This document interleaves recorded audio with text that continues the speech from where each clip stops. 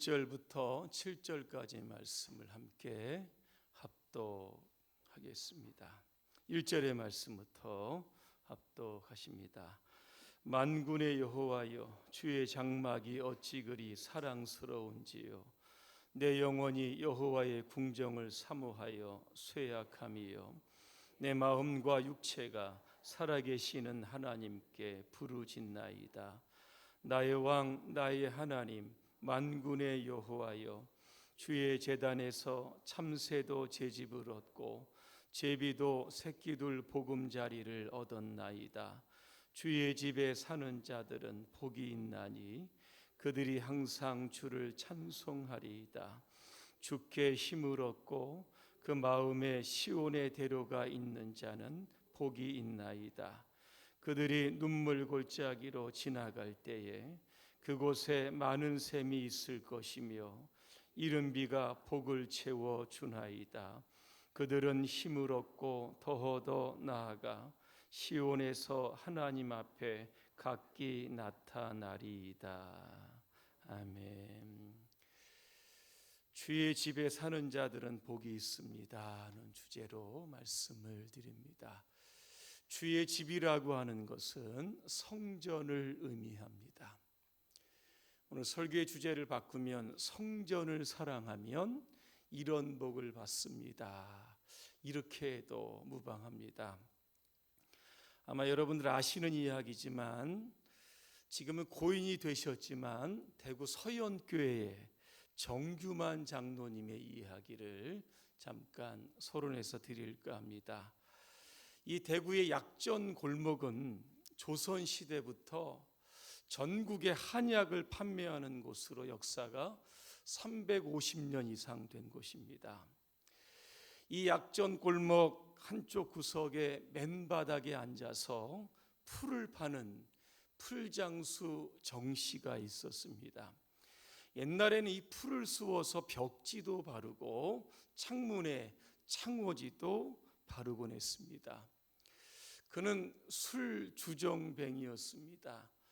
돈만 생기면 술을 먹고 행패를 부리고 집에 돌아와서는 아내를 구타합니다.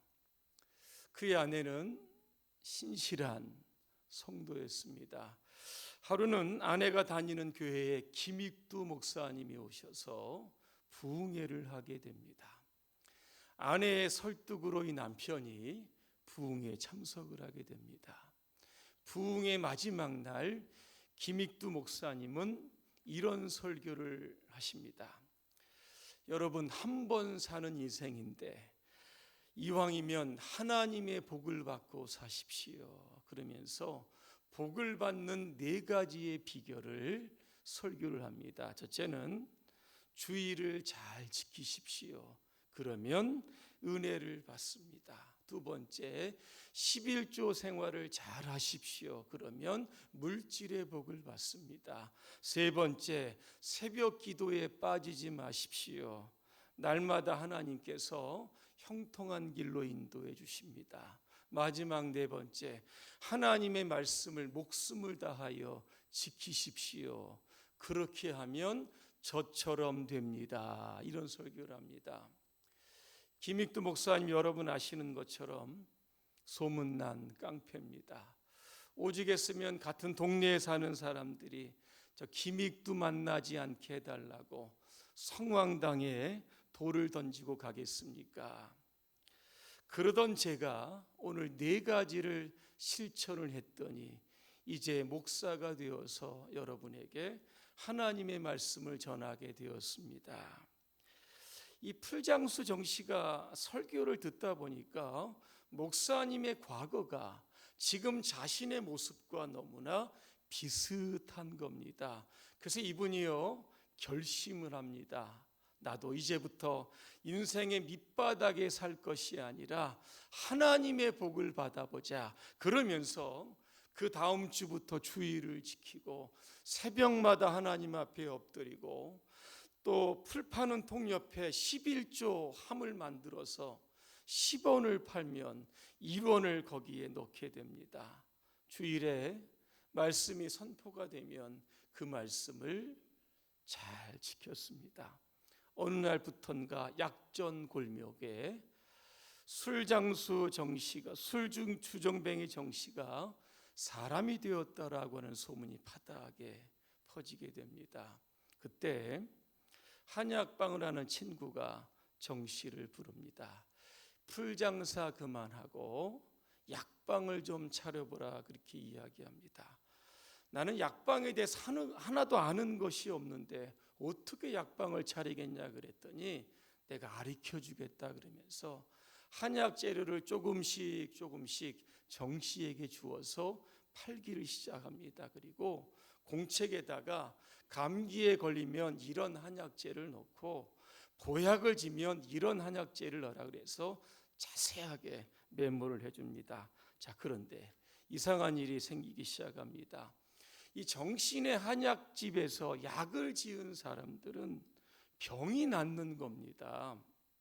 그러니까 새벽부터 약방 앞에 사람들이 줄을 서기를 시작을 합니다. 이 정신의 약방에 약이 떨어지면 옆집에 빌려와서 약을 지어주는데 다른 집에서는 낫지 않던 약이 이 집에서만 약을 지어주면 사람의 병이 낫는 겁니다. 그래서 다른 약방의 주인들이 와서 물어봤다고 합니다. 당신은 어떻게 약을 짓길래 우리 약을 먹으면 안 낫고 당신네 약을 먹으면 낫습니까? 이때 정씨가 이런 이야기를 합니다. 우리 약에는 당신들이 쓰지 않는 약재료가 하나 더 들어갑니다. 그게 뭐냐 그렇게 물어봤더니 기도라고 하는 약입니다. 약을 한 봉지 한 봉지 질 때마다 환자를 생각하면서 이분이 기도를 했던 겁니다. 그래서 약전 골목에서 제일 부자가 바로 이 정신의 약방이었습니다. 결국 이분이 장로님이 되십니다. 그리고 어려운 대구의 주변의 교회들을 한 5, 60군데 선택을 해서 돕습니다. 공부를 해야 되는데 가난한 학생들을 또 이렇게 선별을 해서 끊임없이 또 장학금을 지원을 하고 또 장학금을 받아 공부한 학생들 중에는 또 수십 명의 목사가 또 배출되게 됩니다. 주변의 어려운 교회와 사람을 돕다 보니까 이분들이 새벽마다 기도하는 첫 번째 기도 제목이 여러분 뭐겠습니까? 우리 정장로님의 약국이 잘 되게 해달라, 이렇게 기도했던 겁니다. 이 정기만 장로님은 성전 부지 1842평을 헌납합니다. 1957년 당시에 동양 최대의 석조 예배당을 건축하게 됩니다. 이게 바로 여러분 잘 아시는 대구 서연교회입니다. 성전 봉헌식을 하고자 할 때 이분이 좀 만류했다고 합니다. 내가 죽으면 봉헌식을 하십시오. 이유를 물어봤더니 만약에 봉헌식을 하게 되면 성전 건축에 가장 큰 기여를 했던 나를 사람들이 칭송을 하면 천국에서 그 상급이 삭감될까 봐 내가 죽으면 해달라 그랬습니다. 이분이 1969년에 하나님의 부르심을 받게 되고 그때서야 성전 봉헌을 하고 고인에게 공로상과 표창장을 주었다고 합니다. 교회를 사랑하는 것 어떻게 해야 되는 것인지 이분이 우리에게 보여준 좋은 예가 아닌가 생각이 됩니다. 오늘 본문에 보시면 표제가 어떻게 되어 있습니까? 고라 자손의 시, 그렇게 되어 있습니다. 이 시를 누가 썼냐면 고라 자손 중에 한 경건한 사람이 썼던 겁니다. 참고로 이 고라라고 하는 인물에 대해서 말씀을 드립니다. 고라는 제사장 레위의 증손이었으며 고앗의 손자였습니다. 민수기 16장에 보면 이 고라가 광야에서 모세와 아론에게 도전하면서 반역을 하게 됩니다. 그러면서 심판을 받아 죽게 됩니다. 그런데 그의 아들들은 심판을 받지 않았습니다. 이러한 과거의 불멍에를 안고 살았던 이 고라 자손들은 다윗 시대에 이르러서 굉장히 유명한 지파가 됩니다. 그래서 여호사밧 왕 때까지 악사와 음악가로 그렇게 이름을 날렸던 족속이 바로 이 고라 자손들입니다. 이 시대, 이 본문에 나온 시의 배경은 언제 쓰여졌는가? 다윗 시대에 쓰여졌다고 합니다. 여러분, 다윗이 그 아들 압살롬의 반란 때문에 예루살렘을 떠나게 됩니다. 이때 다윗의 옆에 있었던 사람이 누구냐? 오늘 본문의 시를 썼던 고라, 그 족속 중에 한 사람이었던 겁니다. 반란을 피해 도망갑니다. 언제 예루살렘으로 돌아가서 내가 하나님을 찬양하는 그러한 연주를 할 것인가? 그거를 고대하고 사모하는 마음으로 오늘 본문에 시를 썼던 겁니다. 오늘 본문에 보시면 주의 전을 사랑하는 사람은 어떠한 분인가를 우리가 알게 됩니다. 첫 번째로 여호와의 궁정을 사모하는 사람들입니다. 2절에 보니까 내 영혼이 여호와의 궁정을 사모하여 쇠약함이여 그랬습니다. 이 사모한다는 것은 성전을 너무나 사랑한다는 겁니다. 하루빨리 성전으로 돌아가고 싶지만 돌아가지 못하는 상황을 보면서 정말로 성전을 향한 그러한 갈망과 열망의 뜻을 담긴 뜻이 바로 이 사모라고 하는 뜻입니다. 여러분은 하나님의 전을 얼마나 사랑하고 계십니까? 사랑하면 우리의 관심이 그 사랑하는 사람에게 집중되기 마련입니다. 이 안에 우리가 사랑하는 하나님이 계십니다. 이 세상 무엇보다도 우리의 삶의 근거가 되시고 주인이 되시는 하나님이 계시기 때문에 여러분의 인생의 제일의 사랑은 하나님이 되시고 오늘 이전에서 하나님께 마음껏 영광을 돌리시기를 주님의 이름으로 축복합니다. 두 번째로 주의 전을 사랑하는 사람은 항상 주를 찬송합니다. 4절에 보니까 주의 집에 사는 자들은 복이 있나니 그들이 항상 주를 찬송하리이다 그랬습니다. 항상이라고 하는 것은 어떤 경우든 한결같이 하나님을 찬양하는 겁니다. 우리의 삶이 힘들고 어려울지라도 그럼에도 불구하고 하나님을 향해서 우리는 찬양해야 하는 겁니다. 그러면 우리가 하나님을 찬송해야 할 이유가 도대체 어떤 것일까?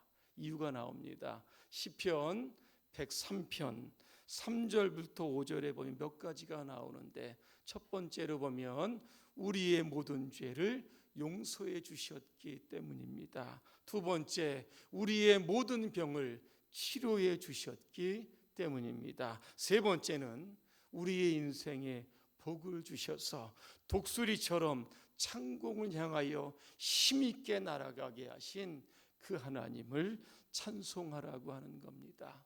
때로는 슬프고 우울하고 우리의 삶이 답답하고 낙심할 때 우리를 다시 일으켜서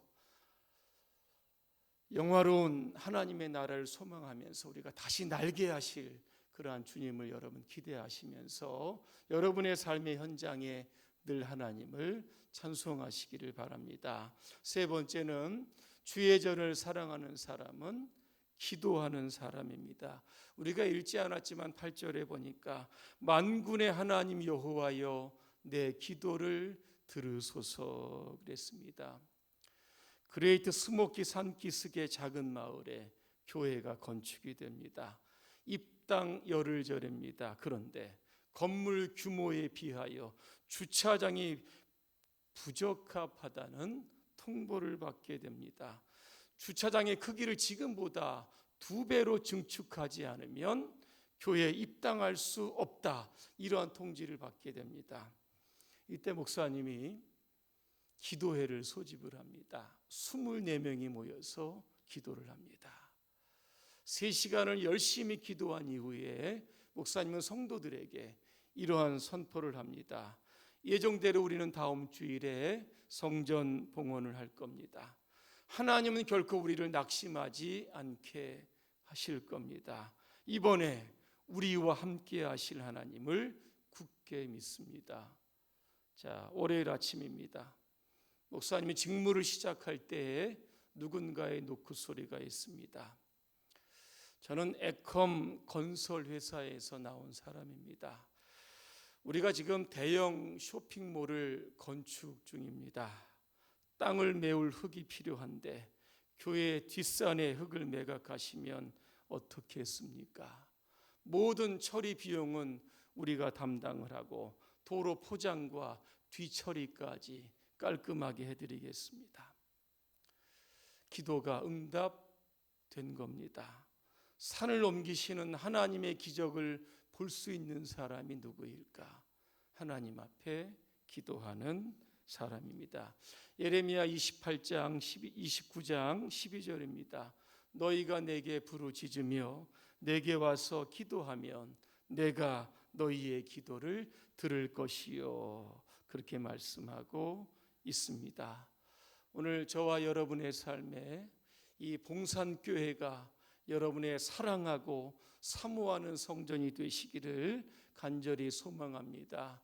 이곳에서 우리를 구원하시는 하나님을 찬양할 때 우리에게 평안을 주시고 문제가 있을 때마다 기도할 때 즉시 응답해 주시는 하나님의 기적을 날마다 보며 살아가시기를 주님의 이름으로 축원합니다. 기도하겠습니다.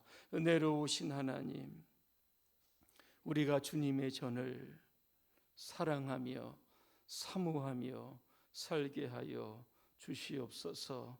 힘든 눈물의 골짜기를 지나는 동안 이 초소가 우리의 피난처가 되고 안식처가 되게 하여 주시고 엎드려 기도하고 부르짖을 때마다 산을 옮기시는 하나님의 기적을 분명히 경험할 수 있도록 도와주시옵소서. 예수님의 이름으로 기도합니다. 아멘.